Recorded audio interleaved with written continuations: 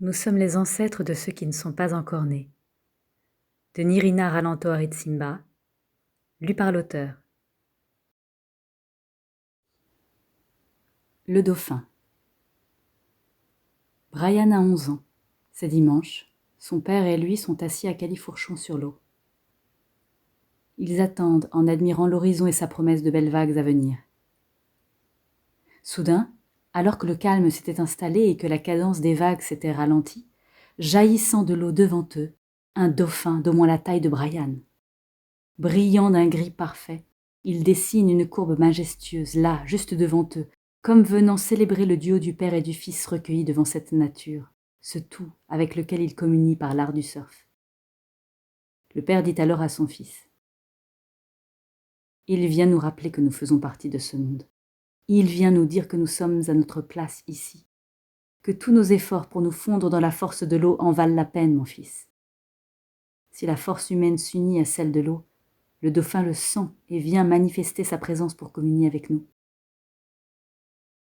Brian et son père suivent des yeux les sauts réguliers du dauphin dont la chorégraphie est circulairement parfaite. Un demi-cercle sous l'eau, un demi-cercle dans les airs, la boucle est bouclée, Brian est bouche bée. C'est la première fois qu'un dauphin est passé si près, à 1 mètre de lui, triomphant dans toute sa beauté et sa gracieuse liberté. Moi, papa, je sais pourquoi l'homme a inventé le surf. Ah bon, pourquoi ? Il a vu les dauphins sauter très haut au-dessus de l'eau. Il les a vus faire des acrobaties en dessinant le mouvement des vagues. Alors il s'est dit : « Mais pourquoi je ne ferais pas pareil ? » C'est fort probable, Brian. Brian n'a plus de père depuis 1 an. Un jour de novembre, un matin encore plus tôt que d'habitude, il était parti surfer. Une tempête s'est levée et il n'est jamais revenu. Il est 8h40. Cela fait 2 heures que Brian suit les vagues matinales en sa mémoire, mais maintenant c'est l'heure pour Brian de quitter l'eau pour aller au travail. À chaque fois qu'on surfe, on garde toujours le souvenir d'une vague qu'on a su dompter mieux que les autres. Il a beaucoup pensé à son père pendant les secondes de celle-ci où, debout, il a pu sentir la puissance de l'eau et la chorégraphie qu'il créait avec l'eau, cette eau que son père aimait tant. La tête dans ses pensées et la planche sous le bras, Brian est sorti de l'eau et le voilà qui atteint bientôt le sable sec pour rejoindre un peu plus loin en face le parking où se trouve son pick-up noir Ford. Lorsqu'en tournant la tête vers la gauche pour voir combien de surfeurs sont encore dans l'onde bénie, son attention est attirée par quelque chose de sombre entre le ressac et le sable mouillé. Ce quelque chose est long, quelque part à environ 300 mètres de lui. Il essuie ses yeux embués de sel et de soleil.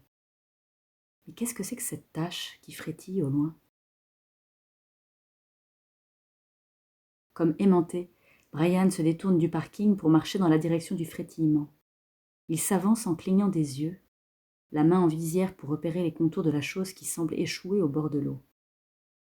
Ses pieds nus laissent leurs empreintes dans le sable humide, puis les traces s'effacent au fur et à mesure que Brian s'approche de ce qui l'attire et qu'il craint de reconnaître. C'est devant lui, juste sous ses yeux, à 1 mètre de lui.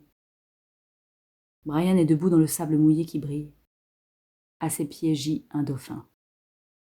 Un dauphin qui bouge encore, mais comme piégé ou blessé.